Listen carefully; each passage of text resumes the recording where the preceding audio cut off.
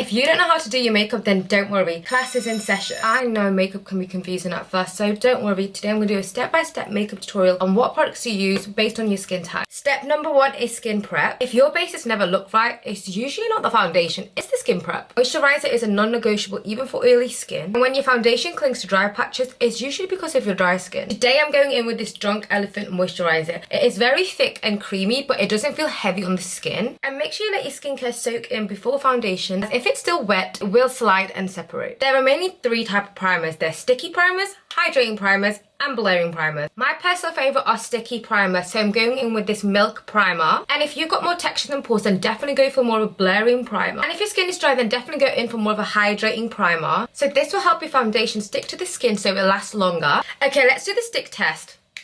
Exactly.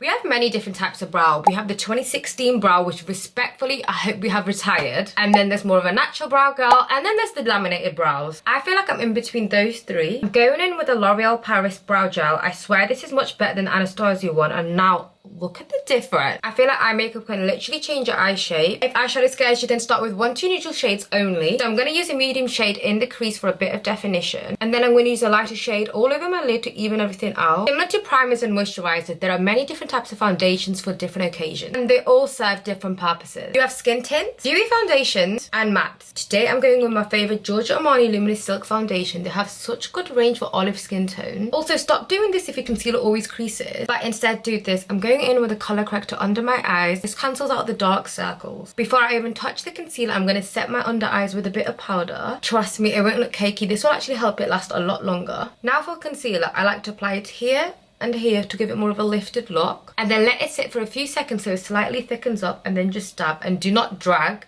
Dab. Now the concealer has settled in, I'm going to take off any excess product from the line. Now I'm just going to set my under eyes with some loose powder. Now blush. Where you apply it can literally change your whole face shape. I like to focus mine more on the high points of my cheeks to give me more of a lifted look. I used to love putting blush in the tip of my nose as it gives more of a lifted sun-kissed look, but since I've had a nose job, it literally gives me piggy, so I can't do it anymore.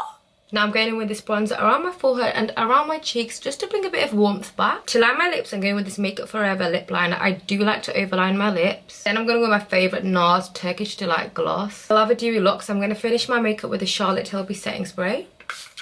I have to have a wing liner, otherwise I feel like my makeup looks is just not complete. So I'm just going to go in quickly with a wing. Guys, if you also got this far into the video, don't forget to like, subscribe if you guys want me to carry on making videos like this.